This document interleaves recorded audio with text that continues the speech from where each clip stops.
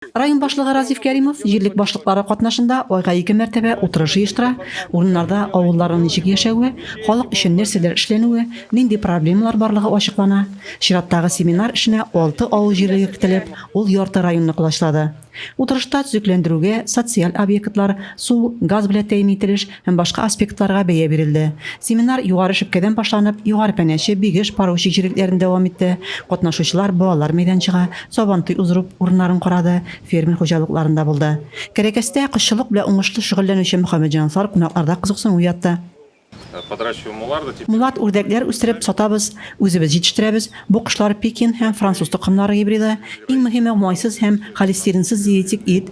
Гадәти үрдәкләрдән һәм казадан шактый кыйммәтрәк ди Артур Мөхәммәтҗанов. Утырышта төп игътибар төзекләндерелгән объектлар һәм үзара салым акчасына башкарылган эшләр булды. 6 авыл җирлегендә булабыз. Җегетләр инде кызыксынып берсеннән-берсе үткәрергә дип эшләп, шулай үзләренең территорияларын матурлап киләләр.